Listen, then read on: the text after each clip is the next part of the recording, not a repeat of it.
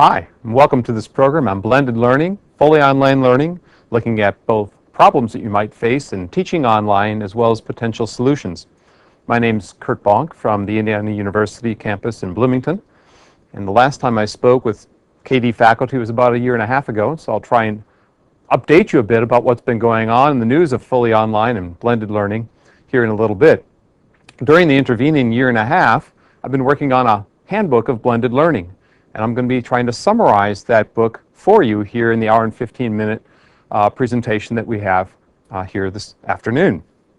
So let's take a look at aspects of my blended learning handbook.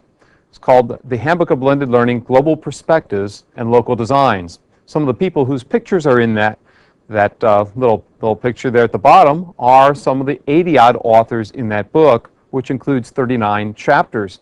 Chapters from Macromedia, Sun, Adobe, Microsoft, and so forth in the corporate world, as well as military personnel, nonprofits, the World Bank, and then higher education institutions around the planet, including a chapter from folks in the IU School of Business, looking at the Cisco Networking Academy and what's going on there. My co-author for the book is there in the right-hand side of your screen, Charles Graham, a person with an engineering background and a computer science and instructional systems technology background. When he was here at Indiana University as a graduate student, he had 5 kids and had a dollar car. So he had told me that he hopes many of you buy the book so he can pay off all the payments he's got for those 5 kids going to college. I'm only a droid and not very knowledgeable about such things. Not on this planet, anyway. It was great working with Charles. He was a very organized individual. Having someone with a computer science and engineering background, you can imagine how excellent it was to collaborate with someone like that. Well, since my last visit, there's been a lot of trends happening, lots of things going on in the field of online learning.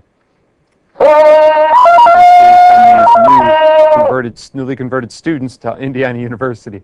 Well, what's been going on? Social networking software, kids putting up their pictures and information in Facebook and MySpace and other places.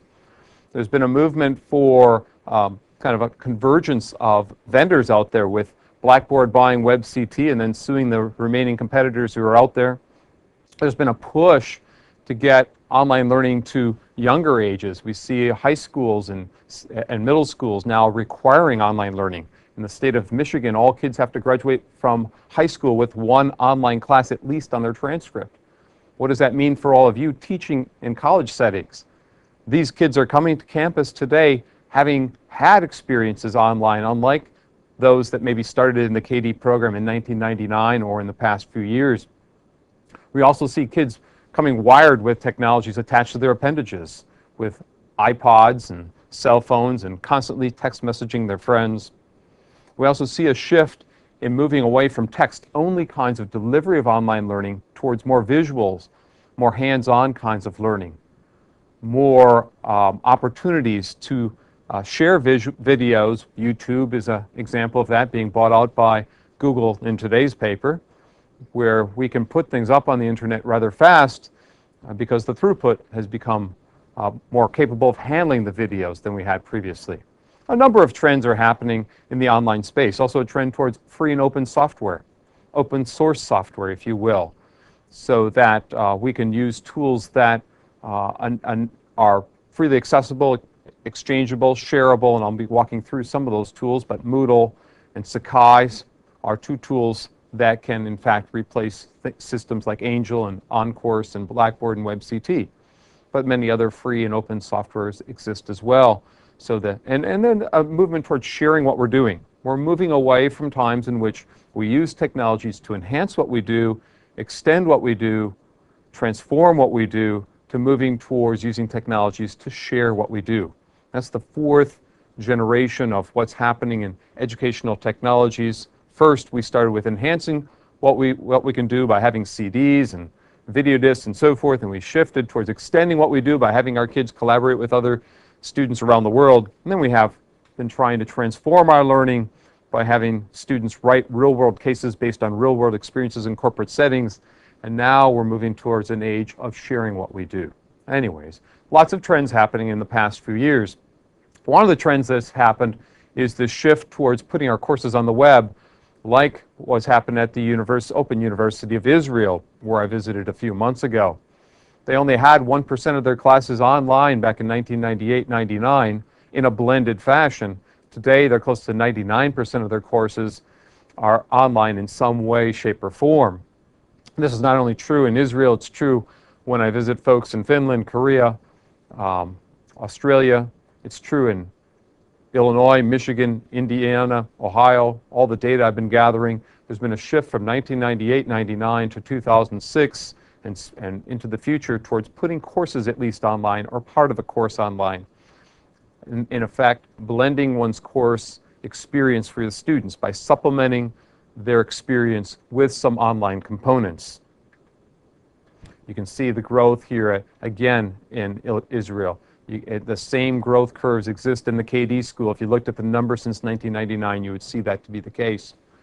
In the corporate world, Elliot Mazie just released this survey from his 13,000 odd subscribers to his newsletter. Elliot Mazie is one of the more famous people in corporate training, and he found that corporations are still relying on face-to-face instruction for most of their training. Actually, 46% of their training is face-to-face, 27% is fully online e-learning, 19% is in fact blended, and then 10% uses other methods. Now in the face-to-face training, they're doing sales training, supervisory training, exec ed, leadership training. Online, they're doing training for IT people, they're doing training for safety, HR, compliance, and so forth. Chris Dede from Harvard, an endowed chair at Harvard, says that there's been a misconception that the gold standard for education is face-to-face instruction. In fact, there's a lot of students who don't fit well with this model, that in fact, there's possibilities for students to interact with their colleagues in online learning settings, blended learning settings, and the shy students open up more online. Now, the Sloan Foundation backs that up and actually puts out this particular chart here showing that, in fact, we can look at blended in many ways. We can see that, in fact, most courses, face-to-face courses, 0% technology, don't use any technology at all, traditional classrooms. When you incorporate technology and online experiences in 1 to 29% of a class, that's considered a web supplemented class. When you do more than 30% online, it's considered a blended or a hybrid class. When it's more than 80%, it's considered a fully online class, which is what the KD program would be with your 1 week experience face-to-face and everything else online. That would be a fully online experience, even though, from the Sloan Foundation's perspective, even though I would consider it to be a blended experience of some kind. These numbers are guidelines for us. Now, not exactly the same numbers I would put forth. As a former accountant and CPA, I would say that you need at least 95% of a course online, and they put 80%. Anyways, they're guidelines for us. The hybrid means the combining of 2 or more species of animals to create a mongrel, or interbreeding of 2 or more species of animals to create a mongrel. So I'd watch the word hybrid, although the military likes to use that word. In higher education, we used to use the word mixed. Now we use the word blended. Some use hybrid. And in corporate settings, they tend to use blended, particularly. Okay, the Sloan Foundation has annual reports out there that you can get in terms of fully online and blended learning. You can go to the Sloan C website in Google. The first definition that you'll find often by going to places like Sloan and Pew and other places will be that blended learning means a combination of a wide range of learning media, instructor-led, web-based courseware, webinars, into a total training solutions. This is a definition that comes from Josh Bersin, who also has a book on blended learning like mine with the same publisher, Pfeiffer Publishing. This definition is not one that I would go with. It's a lot of bunk. If you go with this definition, then in fact, everything you're doing is blended learning. There's nothing that you're not doing that isn't blended learning. The second definition, similarly, is a lot of bunk. It says that blended learning is combining pedagogical approaches, constructivist, behavioral, and other kinds of instructional strategies to create an effective learning environment. Like if those two definitions, the first and the second one, are blended, then everything what we're doing is blended. It's the third definition, the combining of face-to-face and fully online. That's the definition that Charles, Graham, and I went with in our book. And it's the one perhaps that you will use here in the KD program. Some of the methods that tend to work with blended, some of the surveys that we've done indicate that more authentic problem-based learning, coaching, self-paced learning, teaming, guided learning, those are some of the techniques that tend to work better in a blended and fully online course than traditional instruction. We've moved away from lecturing, we've moved away from Socratic instruction, moved away from modeling because it's hard to model online, towards more coaching, PBL, self-paced learning, teaming, simulations, gaming, guided learning, exploratory learning. You can see here that most of the people out there in the corporate sector, anyhow, in a study we've just completed, and this study was done in Korea, Taiwan, China, US, and UK, look at blended learning as one of many methods that they're going to use in that corporate training setting. They've been doing blended learning for a year or two, not for a long time, but most that haven't are considering it. They mostly do blended learning for job-related skills, computer apps, communication skills, management skills, new hire skills. Problems that they're facing in blended in the real world are a lack of understanding of what it is. Hence this program today for you to understand what in fact blended and fully online is. But they also lack support, management support. They also have problems of content being too boring and so forth and so on. There's a number of problems, organizational resistance, learner resistance out there. In terms of what these corporate trainers might want in a portal for blended learning, they want more advice, stories, and examples than more things to read. They don't want to read another paper or document or go to another conference. They want some personal advice on what to do. The governments across these 5 countries was interesting. The UK government and Korean government were very supportive of blended and fully online learning. The US and the Taiwanese were not so supportive. It's kind of interesting. Now, who's demanding blended learning? Is it the kids down there in the bottom right of your picture, the high school kids? Is it the college kids demanding blended learning? People in the workplace, elderly people?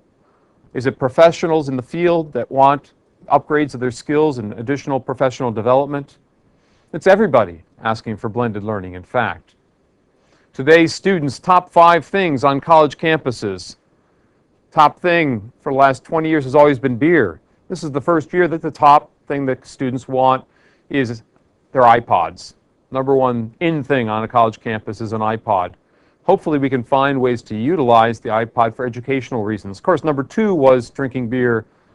And number 3 in thing were more personal devices, cell phones and so forth.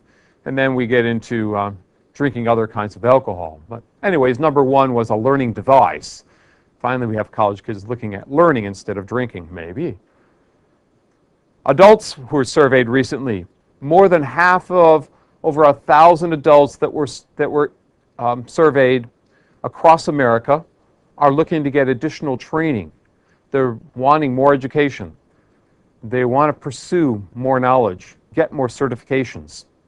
They don't have time necessarily, don't have the money necessarily, but they look at the next few years as one where they want to get more educational opportunities.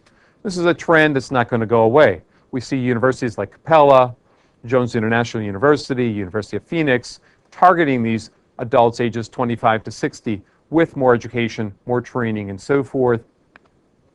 As you can see in the numbers here, the number of people that expect to go after more degrees in the next couple of years, more trainings. Okay, let's take a look at some blended learning models. As we go through these blended learning models, you might want to think to yourself, which of these can I use? Which of these make sense for the people in the KD program? Which align well with KD? The Handbook of Blended Learning has 39 chapters. Each one has a different model of blended learning. In Chapter 1, Charles talks about the Pew Foundation funding large section college classes to integrate technology. And he found that the integration of technology went across a continuum from low integration to high. 7 of the courses were web supplemented, basically having just technology adding on to a class that was taught face-to-face, maybe some online discussions, tests, and so forth. A few of them changed the class entirely, where there was 1/3 online, 2/3 face-to-face, about 4 courses. About 4 were 50-50, online and face-to-face. Another 5 were 2/3 online, 1/3 face-to-face, and the remaining 8 of these 30 classes studied were fully online courses, some with optional face-to-face meetings. What was interesting here was it didn't matter which level of integration was chosen. In all cases, they increased student achievement test scores and they increased student motivation. Actually, 25 out of 30 increased test scores, 5 showed no differences. All 30 reduced student attrition rates, increased retention rates.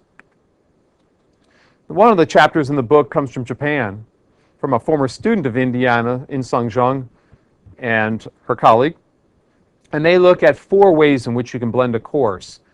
Blending for open interaction, having students form small groups online, blending for creating knowledge, having students put products that are looked at by experts, blending by distributing information, posting information for students to read, blending by managing a course efficiently, allowing students to put their information in online drop boxes.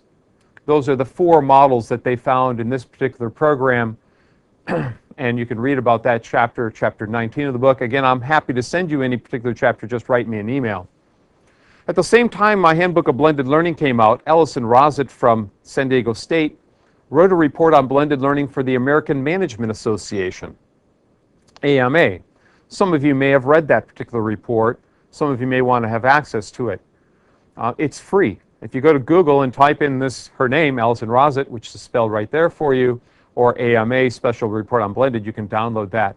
Well, she compares what's available in terms of formal instruction and informal instruction. She compares live formal to live informal. She compares virtual classrooms, formal and informal, and she compares self-paced formal and informal, and finds there are different technologies and activities that fit within each quadrant. In fact, this is sort of an ecological model of what's available out there in combining informal and formal. In fact, some people contend that 80 to 90% of all learning is informal. And there's a new book coming out from Jay Cross, who coined the word e-learning about 7-8 years ago. And his new book is called Informal Learning. And it's coming out from Pfeiffer Publishing in the next month in November. Alison, in her report, pointed out there are 3 models of blended learning that are used in management training. The first model is called the anchor blend. The anchor blend starts with face-to-face activities and then online ones. So it starts where students are familiar. The second one, the bookend blend, has an online, then a face-to-face, then an online component. It wraps around the web, around face-to-face instruction. It maybe shortens the amount of time you need to meet face-to-face, sort of like the KD program in many ways. The third way is to have a field blend where one might mix and match resources online with activities that are face-to-face when you need it. There's no preset decision as to when the online component happens and when the face-to-face one happens. In the bookend blend, you might have assessments, activities, discussions, icebreakers online. Then you meet people face-to-face and do all sorts of things having met online previously, and then you might finish up or wrap up online in a community, in a discussion, in a series of tests. Harvey Singh, who wrote chapter 34 of our book, near the end of the book, talks about the evolution of technologies and contends that, in fact, we're at the very initial stages of fully online and blended learning. We're still trying to sort out what technologies to combine instead of focusing really on the learner and the learner needs. And where we're heading is personalization of learning, customization of learning, on-demand learning when learners need it, on-the-fly, just-in-time learning. We're still sorting through what might work, how we might transition from face-to-face to online, instead of really customizing and personalizing knowledge. Charles Graham, again, going back to chapter 1, points out that we're in the middle of a cycle. We used to look at the top there at face-to-face and distance ed is separate. When I was trained at Wisconsin, I had been taking courses that were correspondence and television-based to get into graduate school. The television and correspondence were separate from the face-to-face classes. Today, there's an overlap. If you look in the middle there, we have an overlap between blended and between online and face-to-face, between distance ed and traditional instruction, and we call this blended. In the future, the technologies will be ubiquitous and they'll overlap, and we won't need the words blended and e-learning anymore. Now, we might have different reasons for jumping in and doing online learning. The KD people have their reasons. You have your reasons for teaching online or maybe being an instructional designer. There are three key reasons. One is improvement of pedagogy. To, in fact, add in activities that make things more engaging, more rich for the students. Second might be enhancing access for students so that people who are in remote parts of Canada and the northern provinces have a possibility for getting medical training or business training or whatever it might be. Third is to reduce costs, to have things being more cost efficient. Again, as a former accountant, I can flat out say I don't care about number three. I used to care about that. Well, maybe not. Maybe that's why I'm no longer an accountant. But it's the second one that's most important to me, and that's access to learning. Access and flexibility and getting the learning out to the student when they need it. The advantages of fully online and blended are many. Convenience for students. Students having access to courses when they want them. They can work around the clock at any time. The sun never sets on the online class. They also don't have to pay for parking all the time. They might still need to come on campus at some points. They can communicate with more than just the instructor. They can communicate with peers or colleagues around the world. And in fact, students do participate more, especially my introverted students, my shy students and my international students talk more online than they ever did face-to-face. There are many reasons to do online, addressing diverse learner needs, convenience, pedagogy. This is from Bob Albright, who had a report for EDUCAUSE earlier this year, who summarizes these key reasons. Increased capacity.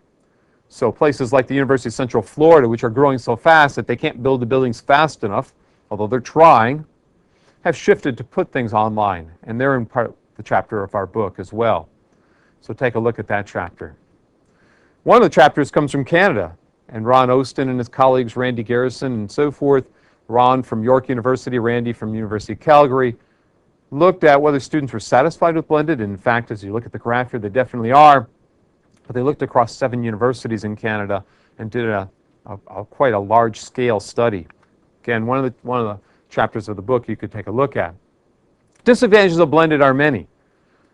Procrastination being a key one, being overwhelmed being another one, resistant to it being yet another. Students tend to procrastinate. Instructors, if they procrastinate, students will do even more so. Procrastination can kill an online class, can kill a blended class, so create your screens, your online learner readiness scales, so students will realize whether they're ready for online classes or not. But there are many disadvantages. One of the biggest disadvantages is, in fact, to add too much to a class, to just keep adding more without giving anything up, and overwhelming not only the students, but the instructors as well. Where is blended learning going to be beneficial? Anybody have a guess or a thought? Okay, that's enough time to think. Now, usually I give people a little bit more time and then I whistle when it is time. Where is blended learning beneficial? What do you think?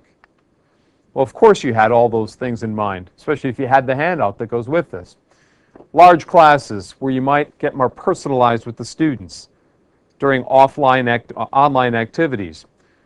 You might also have opportunities where students are getting skill upgrades, where you can put things online faster than you can get them in textbooks.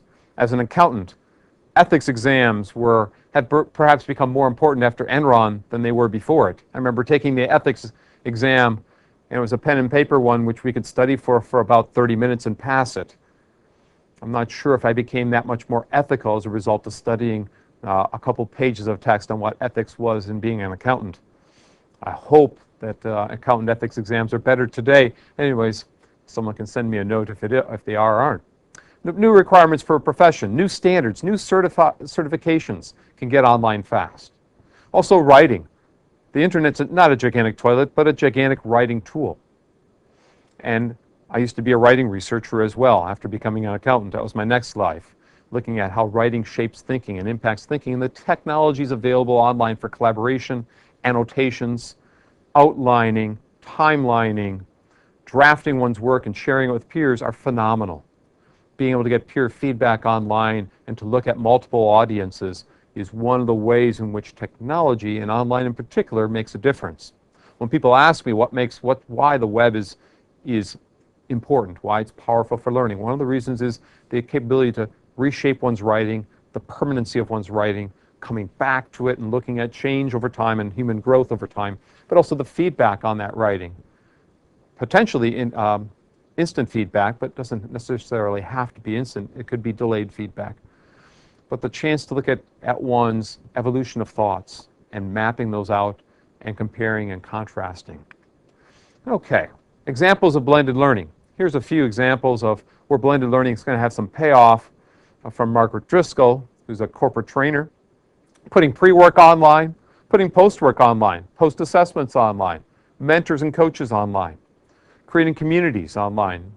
But the number one way in which most people utilize it is putting resources, supplemental resources and aids for students to explore, plow through, reflect on. Now there are 4 models of blended learning. We can blend activities so that if you don't complete one face-to-face, you can complete it online. You can blend courses so that you can have students or instructors who might be located offline somewhere around the world coming in by video or other means.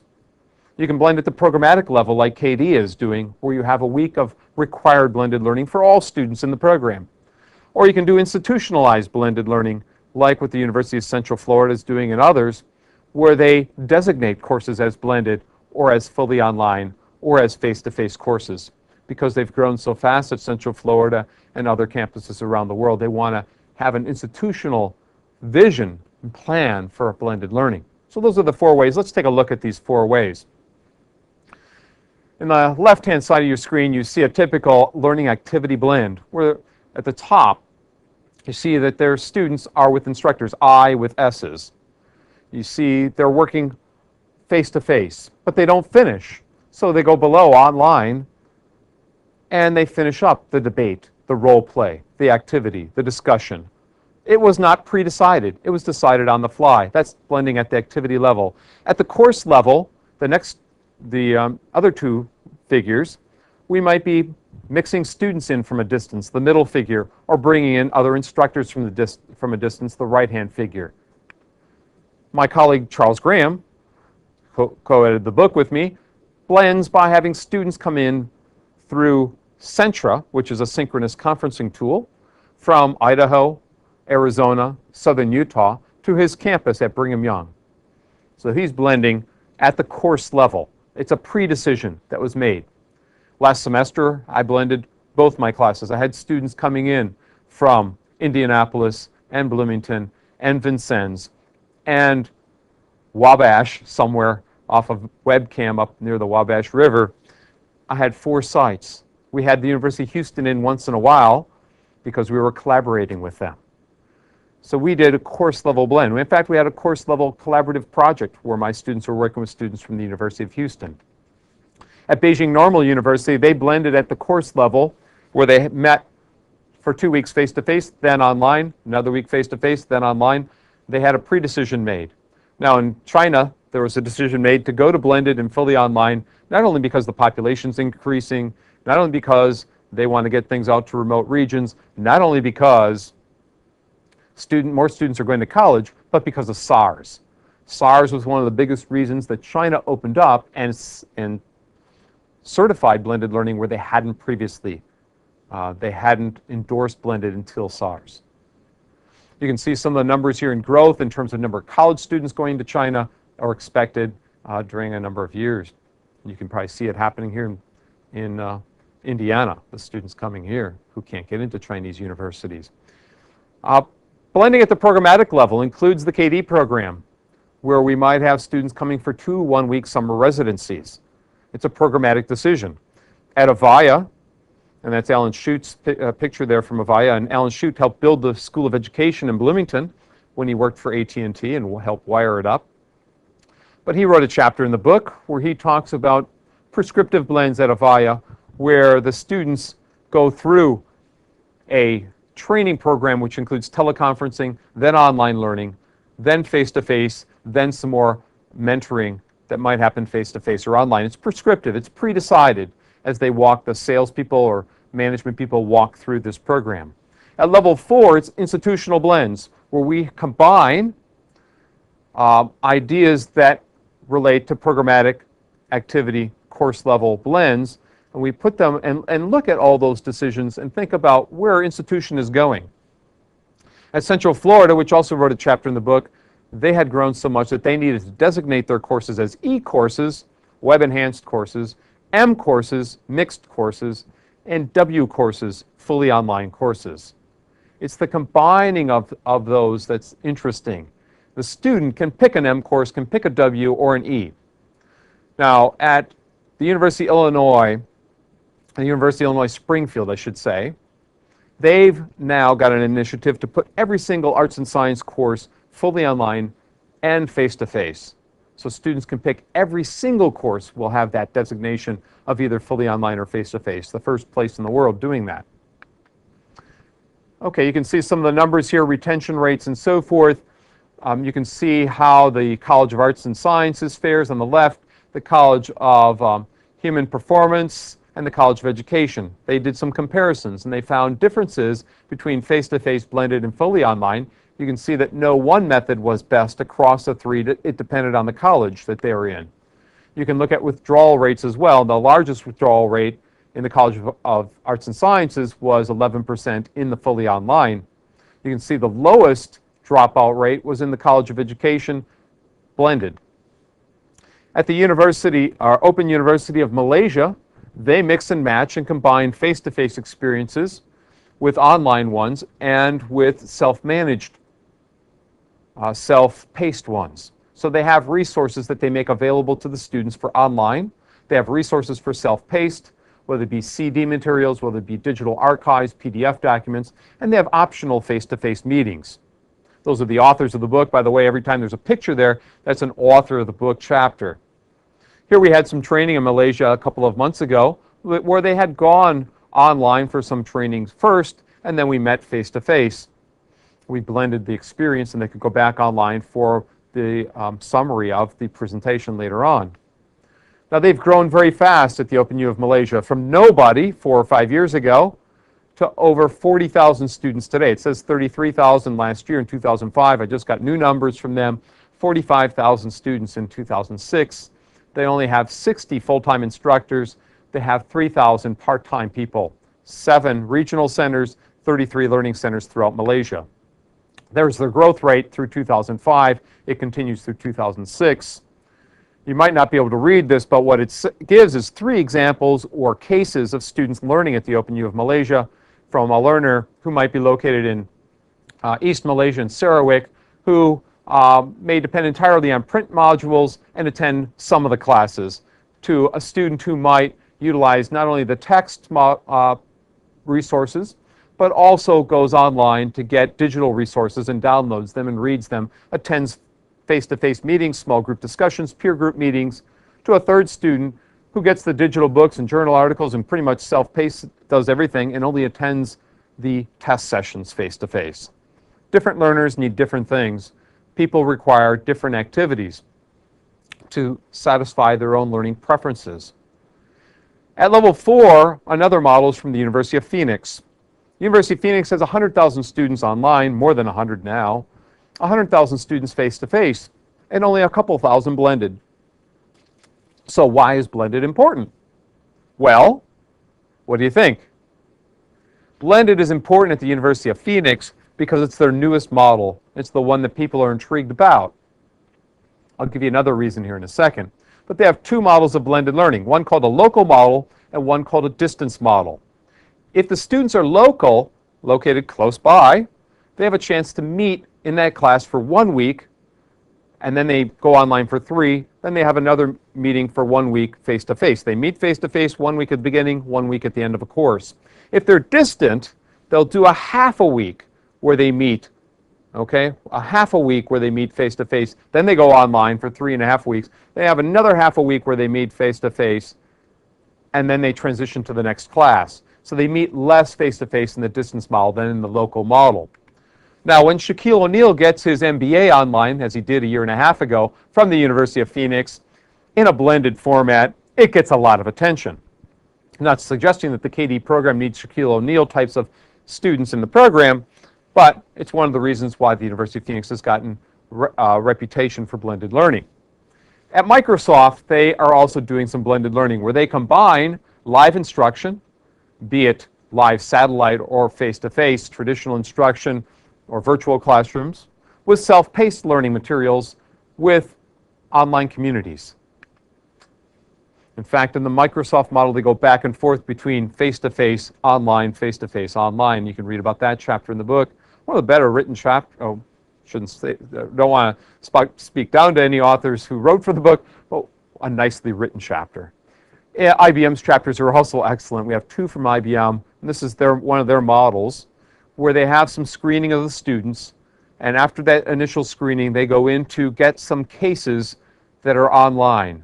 They get to a repository of cases that they solve, potentially with computer feedback, but not necessarily. That's level 1. At level 2, they might do some simulations and scenario-based learning with computer-based feedback. At level 3, they might solve virtual cases but get human as well as computer feedback online. And at level 4, they try things out in a face-to-face setting with human feedback. What they've done is offloaded much of their normal training program at IBM to an online environment. They've taken 75% and put it out online and kept 25% that they needed face-to-face and saved a lot of money on their training, saved a lot of money on their hotel rooms and travel expenses and so forth. But they've also fine-tuned the program so they know what can be done online, what can be done face-to-face, and have increased their graduation or completion rates and have added to their leadership within IBM as a result of this program. They also have a chapter on on-demand learning, just-in-time learning. If you're interested, again, I can send you that. That's Nancy Lewis there, the VP from IBM with Peter Orton. At Sun Microsystems, Mike Wanger and Chuck Ferguson created an ecological model of learning. So if you look in one quadrant there, you can see a content-focused, delivery-focused, with learners self-navigating or studying. What are they studying? White papers in the upper left, job aids, glossaries. They work by themselves. On the bottom left, you have teachers involved, where they might provide lectures and videos and so forth, guiding the learning. Content-focused but guided. In the upper right, we have practice happening. Learners self-navigating through cases and projects and so forth. And at the bottom right, we have coaching happening with still students being guided towards more practical experiences with those cases in labs, in exercises, and experiments. An ecological model where they've taken a look at what are the learning elements that are out there and how can we make sense of these learning elements, be it labs, tests, webcasts, video. And what KD might do is take a look at all the resources that it has and do an ecological analysis of what might be possible within KD, be it self-paced experiences or learner-guided or peer-influenced ones. There are 3 categories of blended: enabling blends, enhancing blends, and transforming blends. Enabling blends are just that. They enable the institution to do something online. Enhancing blends help us take a course that's face-to-face and add something to it to make it better. Transformative blends totally redesign a course when it's gone online. So Mike Offerman there at the top, and from Capella University, the president, and Pam Pease, the former president of the University, Jones International University, have enabling blends. The web enables them to do something, okay, that they couldn't previously. Capella wouldn't exist without the internet. JIU, Jones International U, would not exist. They're the first accredited fully online university. At National University in San Diego, the largest teacher training university in the world, they have 12,000 just in their teacher ed program students enrolled. It's a huge program where students might take more than 50% of the students there enroll in online as opposed to on-site. They take 7 credentialed classes to get their teacher license, 2 field experiences, 500 classes a year, 20 students per class, or 20,000 field experiences. My colleague Tom Reynolds has been working very hard on this program. And you get a sense of Tom here I have his picture showing. And he's been working like a dog. And so you can see some of the numbers here. They've gone from 25,436 students in 2000 to 25,704 in 2004. You might say that's not a big increase, and it's not. If you look at the other numbers, they've gone from 4,692 students, or 18%, taking at least one class online, to 45% taking at least one class online. They've gone from 3% taking a majority of classes online to 29% a majority online. From 1% all online to 12%. What they've done is shifted where learning's occurring.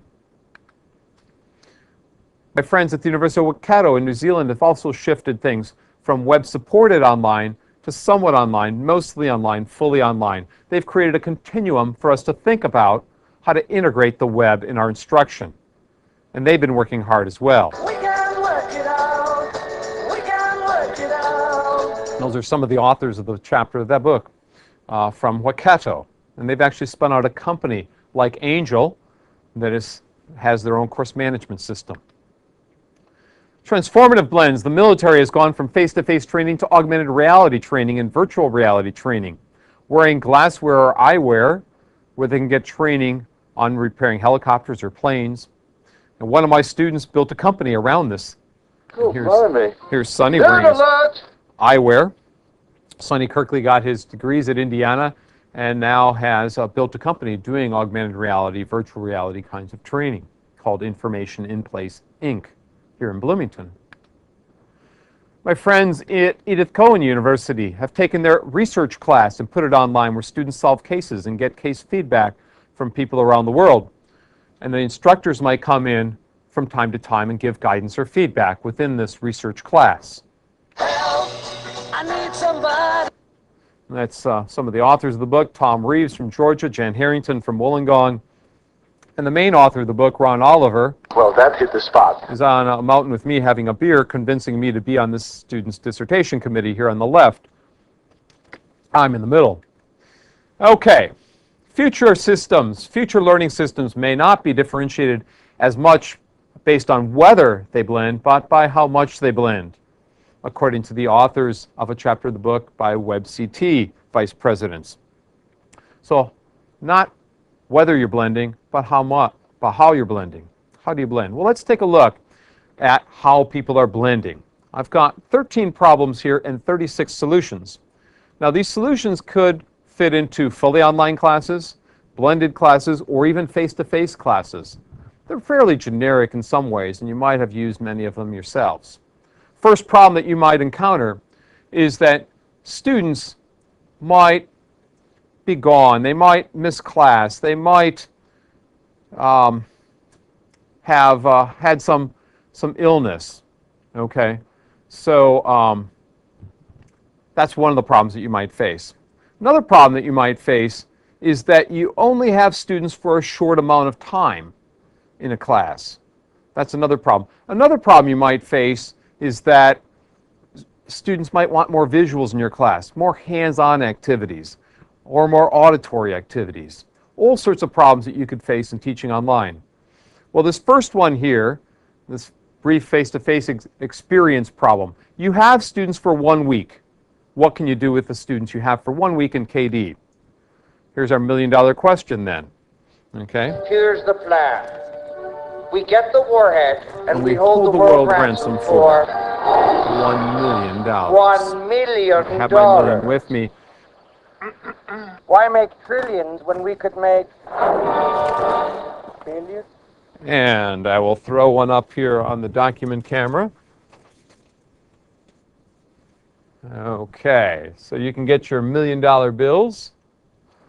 Now, how can you blend your class? If you have students for 1 week, what can you do? What's at your disposal for that 1 week, that brief encounter with students? What's possible? Think about that for a second. What are things, and I'm sure KD's doing lots of things in that 1 week time. I'll give you another second to think about it. Okay, let's take a look here. What are some of the things that you can do with your students? Well, you can get them into email pals, web buddies, critical friends, where they get to know one person who's going to then later give feedback to each other throughout the class. They have somebody to rely on. You could have paired activities, ice-breaking activities, where they learn about each other. And they go to a different corner of the room and find out all about each other and then introduce their partners to the rest of the class. You could have competitions, case competitions, that continue onto the web once you start them in that 1 week activities during the residential part of the program. Of course, you want to have students see whether or not their passwords work, whether the technology works, and so forth. You might want to have them explore resources from KD, share with you their own resources, have them share what technologies they use, do an inventory or a brainstorming of technologies that are available and what they're actually using, and see whether or not it matches what the faculty think that they're using in their own classes, okay, or want to use in their own classes. Maybe create a podcast for future students so they can try out podcasting technologies, maybe documenting what happened in the meetings during the week.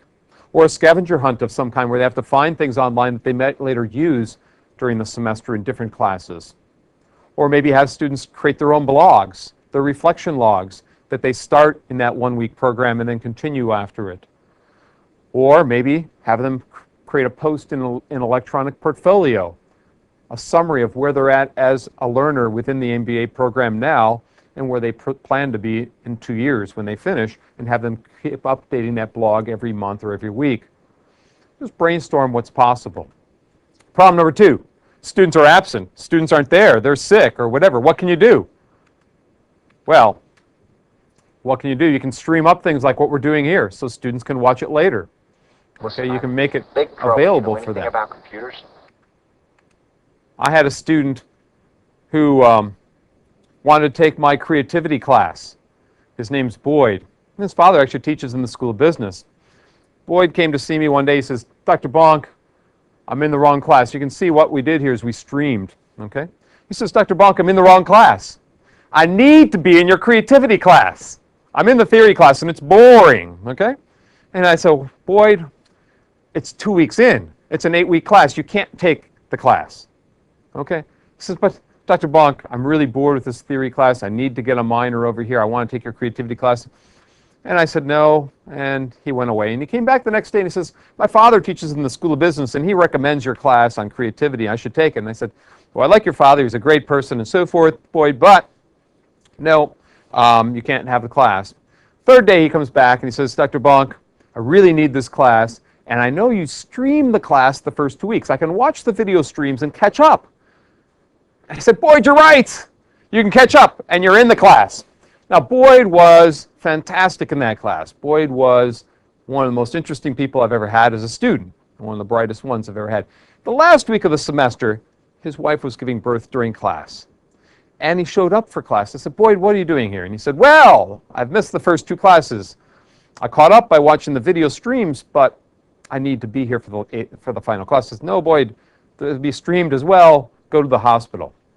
The following year, I had 2 students in class who were giving labor, the same class taught on Saturday mornings. They wouldn't leave. Their water broke. They're sitting in class. Says, go! We're streaming the class. You don't have to be here. Okay, so streaming a class is powerful. In fact, the next week they brought their kids. 1 week one had a kid. The next week the next one had a kid. They brought their kids and put them in the document camera so everyone could see them. Okay, problem number 3, limited facilities or rooms. This is a wonderful room to be teaching from here, but what happens when you don't have wonderful rooms all over to use? What can you do? Students are working full-time. You can't meet with them all the time. What can you do? Well, you can stream things up to the internet, games, activities, scenarios. There's a website called BizEd out of the UK, which has lots of activities that they put up online for business classes that I found. It's an easy site. Go into Google, type in BizEd. It's got wonderful resources that are there in the BizEd site. Different cases. They actually have some example games. You can actually have some dictionary activities where they look at words that you're using in class and so forth. Look up how words are defined online. For business words, students can be doing some offline or online activities that way. You can use encyclopedia resources online. We've got all sorts of things, thesaurus, dictionaries, encyclopedias, lots of reference materials that are available online. I'm sure lots of articles from your class. Lots of trivia games, hang the boss games, where you learn different concepts and principles from different business classes, or you hang the boss. Of course, as you can see, I lost there. Business and finance classes, basic, intermediate, advanced. There's actually a game called Hang the Boss. It's free on the web that you can go find and play some of these games. Finally, I did, in fact, win. There's different puzzle games that are available online and so forth. Problem number 4, students don't finish class discussion, or you want to supplement your classes with resources for students to explore because not everything is possible hard copy anymore. It's too expensive. What can you do? Well, you can make resources available, and what my friends in Israel found is that about 62% of students out there will use 5% of what you put up online. About 20% of students will use half of what you put up online, and about 5% of students will use everything. Is that a problem? No. What it is it's making resources available for the ones that want to use it. If you put twice as much up there, I'll guarantee you that those 4% that looked at what you had will also look at everything else you put up there. They want to read everything possible. What we need to understand is what were the 5% materials that most people looked at? Why were they important? And how can we replicate some of that and make that available in other places? Okay. What can we do online? This professor here in anatomy has changed the world of anatomy. He put tests up on anatomy, on the muscular system. Students around the world went to his website to self-test themselves. He had no clue that the website he was developing for 200 students in his class would be used by 500,000 students around the world, but that's what happened. There's websites on all sorts of things. So a place called Merlot, MERLOT.org, which indexes 14,000 learning resources. Another site called Connections, CONNEXIONS, from Rice University, which indexes resources, learning resources for us to use. This Civil War resource has tons of interesting information from the 1850s, 60s, and 70s that students can use and access things before, during, and after the war. Newspapers, articles, maps, soldier records, slavery records, battle maps, all sorts of things that might be useful in a history class are available for free. So if you teach a history course, these are the things that might supplement a class. I know you don't teach history, but I'm coming to business here in a second. Okay? Go back to the web. You can see some old newspapers there in the course. You can see another website that was developed to put all of Shakespeare's work online. Now, MIT was the first ones to do this. Recently, Google did it as well and made all of Shakespeare's works available for free online. Students can read them. There's no copyright, apparently. Now, again, the BizEd resource has tons of case informations online that can be accessed. And you can go through business and economics and accounting and other business studies and leisure kinds of cases online free, where you can select from different kinds of activities in business communications, in strategic planning, in corporate training, all sorts of business analysis kinds of classes, accounting classes, marketing classes, again, available for free. And you can see in here things on cash flow. As a former accountant, that was sort of important at a few places where I worked, which we didn't have much cash, project management, other kinds of resources available where you can see a simulation of cash, positive cash inflow, as well as what happens when you have negative cash flow. Anyways, lots of free resources. More resources from this BizEd site looking at ratios, different asset ratios, profitability ratios. You can look at different ratio analyses, rate of return on assets, asset turnovers, inventory turnovers, and so forth and so on. Solution number 5, just-in-time teaching.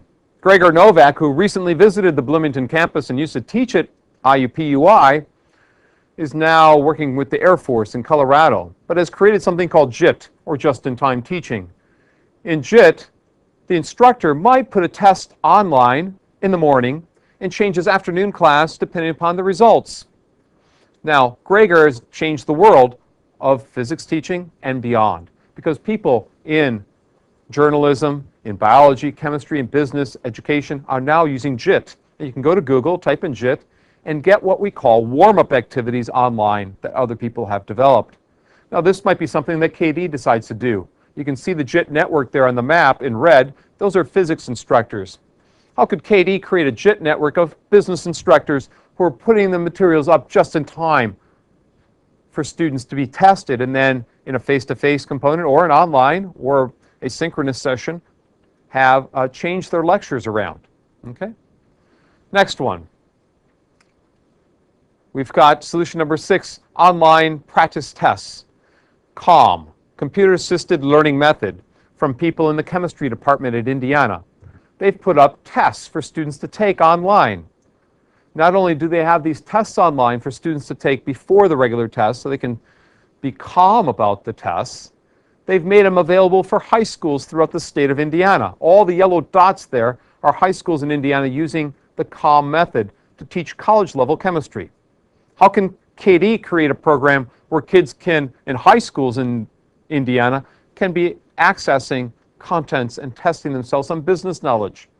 Wouldn't that be a wonderful resource? Now, the CALM people are expanding to other disciplines, physics being one, biology, and so forth. Anyways, it's an interesting program. Number 5, in terms of problems, students wanting more control, students wanting to author their own knowledge, be more autonomous. What can you do? One thing you can do is have students do market research. I've developed a system called Survey Share, or a web resource that you're welcome to use. Just send me an email, I'll make you a free user, and your students could use it in your classes. There's Zoomerang, SurveyMonkey, Web Surveyor, Web Survey Pro, all sorts of things out there for students to do market analysis. Students at Berkeley are using Survey Share to do Silicon Valley company market research and then reporting on the results. You can see here we've got a survey that goes up, and then you gather the results online and report them. Problem number 6, students aren't prepared for the profession. How can you apprentice them online in authentic real-world experiences?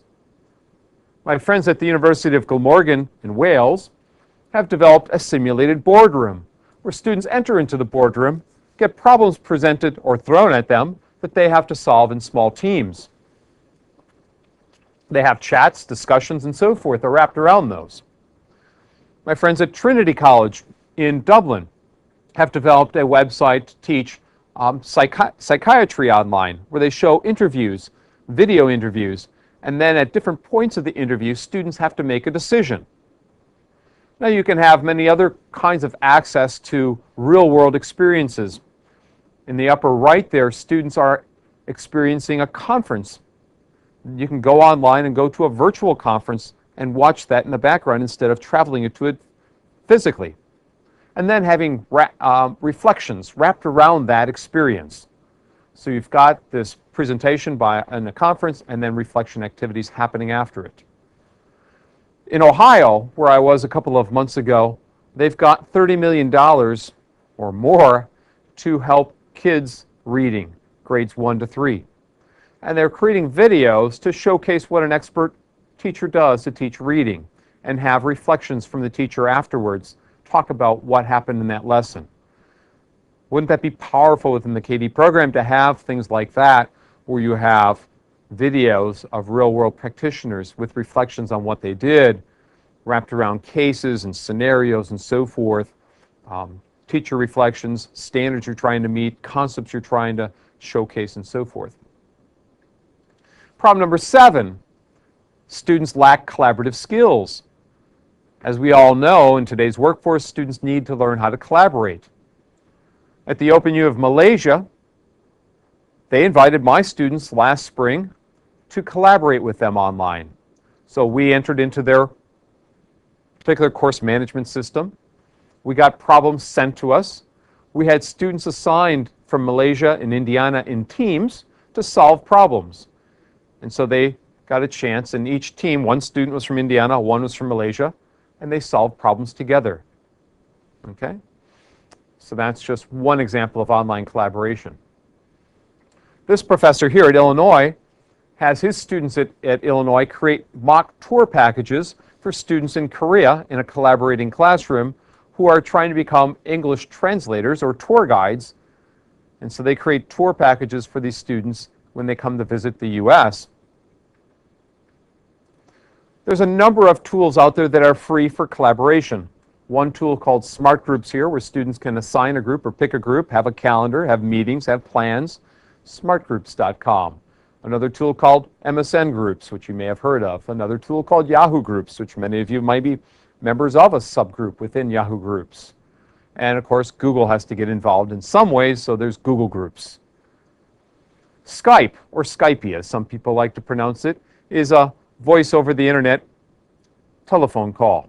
So you can have free calls with the research team, with other students in class, using Skype or Google Talk or some other technology. Now, in some ways, Skype is limited to, I believe, 4 or 5 members at the present time, although they have one version that's supposed to have up to 100 people in a conference call. We've been trying Skype out in some of our own work with my own students here at Indiana. We seem to be limited to 4 or 5 people in a phone call at present. But anyways, it's a way for small groups to meet for free online and discuss and build in collaboration skills. In MSN today, text messaging today, you can have voice clips added in. You can speak into your microphone and have that added in. You can also have in pictures and video conferences and so forth. So the ways of online collaboration are exploding today, and understanding them, making sense of what's possible is extremely important. Another technique I like to use is cold numbered heads together. In numbered heads together, nobody knows who I'm going to call on. Everybody has a number. Group 1, numbers 1, 2, 3, 4. Group 2, 1, 2, 3, 4. And I might call in a synchronous video conference all the number ones to stand up in the different regions around the world where they might happen to be, and they speak. You could do this online in an online class where you call on different people in a chat session that you might hold with your class. So you might say, Group 4, number 2, could you speak? And that way, students don't know who's going to be the one speaking next. It's kind of a sneaky way to hold everybody accountable in a class. Okay? It's a way to keep slackers, sloughs, slugs, and surfer dudes involved in the class, right? And that's very important because a lot of people believe that with collaborative teams, somebody's not doing the work. Numbered heads together is a technique where everybody has to contribute, or potentially so. Problem number 8, student reflections and connections are not happening. Students aren't reflecting on the content. Students they're just going through the motions in the class. They're not really paying attention. Well, what can you do? Well, you can embed, like Cisco and Sun Micro do in their trainings, lots of review questions, lots of learner self questions, lots of just suppose, self-check kinds of things in your contents. Well, that's one way. Learners not only interact with instructors, learners not only interact with other students in class, but they can interact with themselves. Learners' self-reflections in their blogs, in their contents, in other places. You can do something which I do in my class, which I call Library Day, which is really an online day. Students, instead of reading 3 or 4 chapters that I assign, or articles, or 5 articles, they have to find 20 articles in a week and summarize all of them. They're more willing to do 20 than 3, 4, or 5 that I assign because they have control. They have control over that content. Very powerful. I might do Library Day over 2 weeks and say pick any 30 over 2 weeks. That's what I did last semester. Very, very powerful indeed. It gives students a sense of purpose in a class. I still control 13 weeks. They've controlled 2 weeks. They read more in the 2 weeks, potentially, than they read in the 13 weeks that I assign. And they read online articles as well as book chapters and so forth, and they summarize them, put them in their blogs, and so forth. Solution 17, apprenticeship online. Giving students cases to solve, having students develop products, having students develop final projects that get shared, and having mentors around the world giving them feedback on their work. In Australia, they have the Omnium project for art and design students. Omnium means everything. Well, these art and design, famous art and design designers around the world are giving students feedback on their work, on their art and design exhibits. Here you have business people giving feedback in the bottom right there on students' work, in the bottom left there, I should say. You can now, in the corporate world, actually hire out people to give feedback. You can actually have guest experts of folks all around the world giving feedback. You can pick your mentors in the real world. And online, the mentors might come from India today. My friends at the University of Calgary have activities where students get quick feedback from the internet. They have the Lyrics Interactive Financial Accounting coming from McGraw-Hill, I believe. In this system, when they solve financial management problems, the computer grades them instead of waiting for instructors to grade them. Nice, quick, learner self-reflective feedback. Problem number 9, there's a lack of community. What can you do when you don't have a community in your class? Well, one thing you can do is build a set of cases, like these WebMD cases or med cases online. You can have all sorts of cases that students solve, they go through, they read, and they get feedback from experts. Well, again, this BizEd site that I mentioned earlier from the UK has tons of cases on all sorts of things that you can use. They're actually freely accessible. You can go in and get their different cases that are available. As you can see in this particular list here, you have all sorts of things that relate to accounting, business operations, management, and so forth that students can solve. Issues in the workplace, theories behind them. You can take a look at resources, explore resources that connect to the case, get a problem posed to the students that they have to solve, and then look at their particular solutions. You can watch videos that might wrap around a particular case. As you develop and solve these different case situations, you might make the solutions of students available to more than the students in the class, so as to create a community of learners, a community of problem solvers, a community of critical thinkers for that class. My friends in Ohio, when I was there 2 months ago, gave me a CD. In this CD was examples of teachers doing interesting and effective online activities. And as I looked at the CD, I said, well, the student on the right, or the professor on the right is a former student of mine, and the professor on the left is a former student of Indiana University, of my colleagues. She also was in the same program. And they said, send us more Indiana students. They're doing great things online here. So I was thinking about this, I thought about KD. What could KD do in building a CD of exemplary resources, and maybe it already has one or is building one, that they can make available to showcase what's going on. Maybe one of you watching this particular tape sequence will want to be on something like that. Problem number 10, students aren't visualizing the content. What can you do? Well, as you can see here, there's lots of visuals that are being made available in the ancient Roman website that was developed at UCLA, to visuals of chemistry experiments, visuals of mathematical expressions, visuals of the human body, blood flow, whatever, visuals of the Enron crisis in the upper left, visuals of statistical randomization of groups in the middle top, cash flow analysis in the bottom middle, all sorts of visuals, little flash animations or some other technology you might use to create an animation or simulation to help students visualize the Enron crisis or cash flow or budgets or whatever it happens to be that you're trying to get them to understand better. Very powerful for visual learners today. One thing that you might do is have students watch a video, a short video clip that you collect, and then have reflections on it. That's called anchored instruction. You anchor the discussion in a short video clip that you can come back to, replay, and discuss later, and then debrief on. Having a library of videotapes is very powerful. You can teach, and as was taught at Vanderbilt, mathematics and physics by watching Raiders of the Lost Ark, by looking at how many Indiana Joneses the pit wide, or could even replace the gold statue, or the gold statue with the bag of sand. You can do all sorts of things with videos from the business world, CNN videos, other videos that you might find available. You could do all sorts of reflection activities on them and conceptual activities. So here you've got a set of resources from Google. There's Google videos available.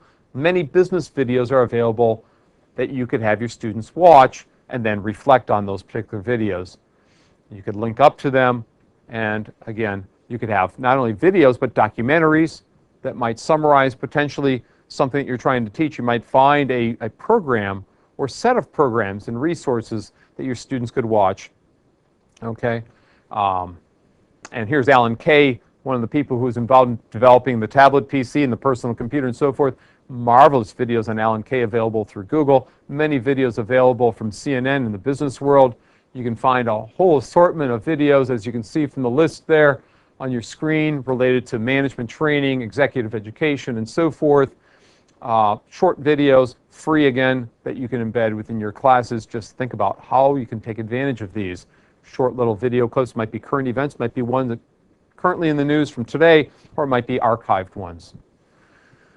Solution number 23, visuals. Again, a lot of people are taking Google Maps and juxtaposing them against something else, or what's called mashups, mashing up. In this case, we're taking a look at U.S. Geological Survey data on earthquakes over the past week and mashing them up with Google Maps. Not something you would do in a school of business, but there might be something you might be able to use Google Maps for. Concept maps, on the other hand, are something very useful in the school of business. One tool that's free is called freemind.com. Another free tool is called VUE, Visual Understanding Environments. You might have your students download VUE, go to Google, type in VUE, and Tufts University, where it comes from, or Visual Understanding Environment, or the CMAP tool from West Florida University, CMAP tool, again, available free. And you can have your students utilizing a concept map tool. And this tool, CMAP, is available for any institution on as many machines as you want to put it on. What can you do with concept maps? You can have students trying to understand concepts that you're trying to teach within a class. Field trips, virtual tours, maybe a virtual tour of a business, or taking a field trip of a local business center, a research center, having students getting access to videos that showcase concepts in action, okay?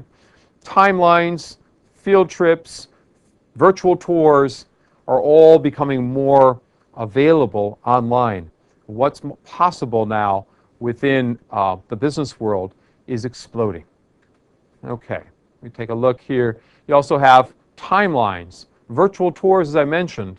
You can get a timeline of J.R. Tolkien's homes in Oxford, if you would like, and walk through them and get a sense of where he lived and go through a virtual tour of Oxford. Timelines. You can showcase things on a timeline, events and so forth that students might walk through. There's a tool that's available from University of British Columbia in Vancouver that lets you not only put a timeline up, but lets you add media resources, images, sounds, web links to the timeline. Virtual reality, virtual worlds.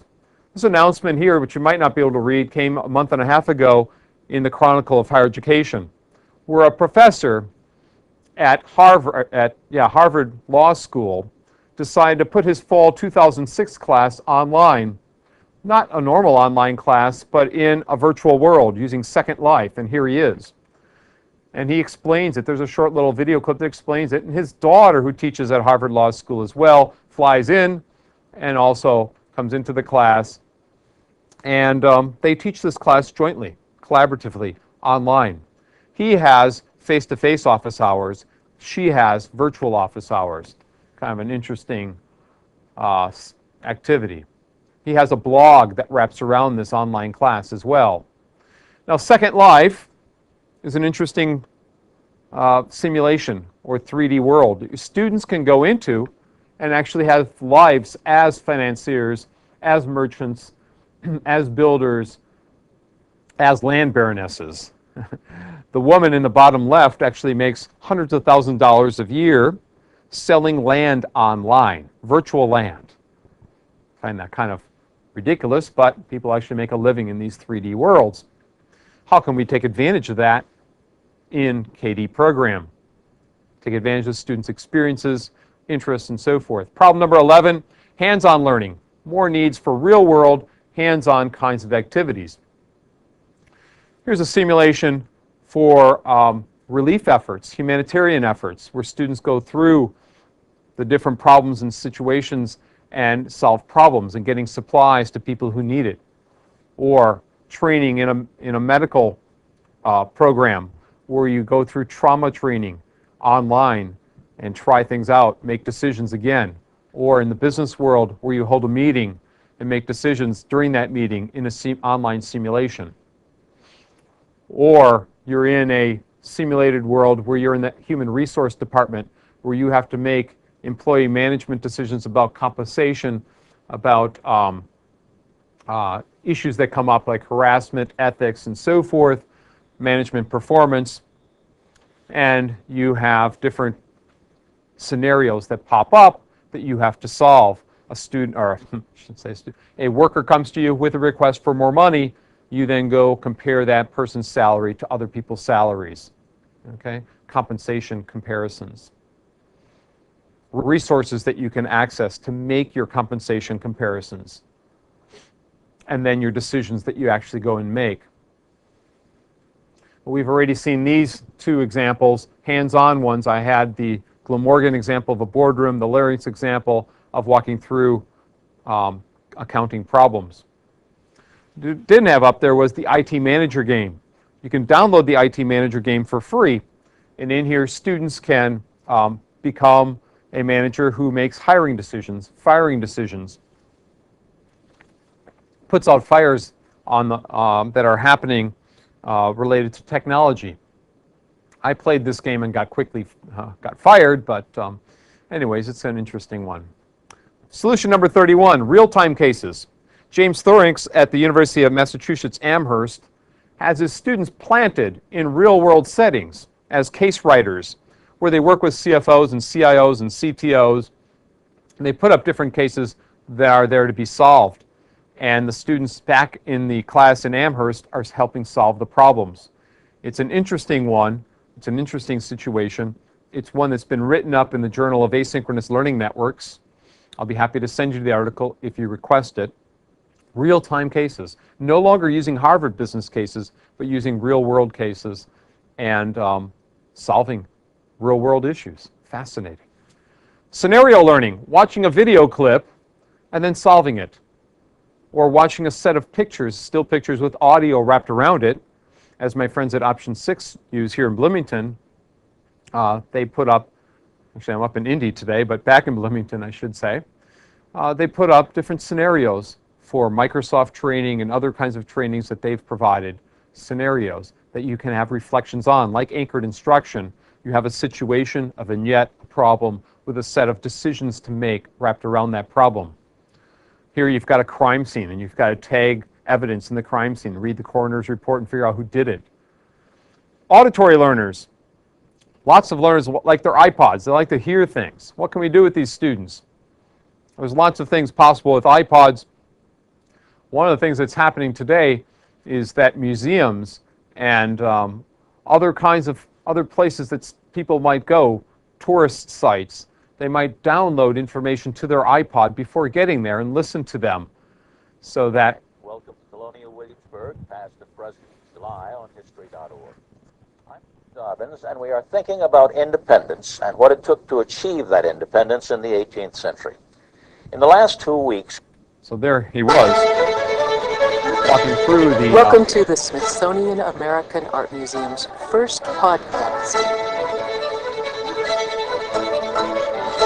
Our ongoing podcast series will take you behind the scenes at the museum, giving you the inside story on our programs, exhibitions, and art collection. So think about what kind of business museums might be out there. Are there any that you can have students walking through machinery and so forth that was used in the 1800s and 1900s or prior to that time that might be in a historical museum of some kind? Think about what might be available that students could download to their iPod, go to a website like this and download and listen to. All sorts of musical, acoustic kinds of websites are out there today.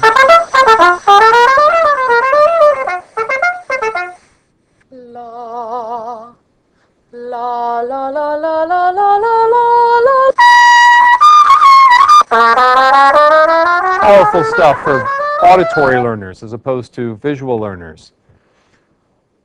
13th problem, lack of instructor presence. And the last problem, there needs to be a sense that the instructor is there within a class. Students might prefer to see an instructor from time to time, right?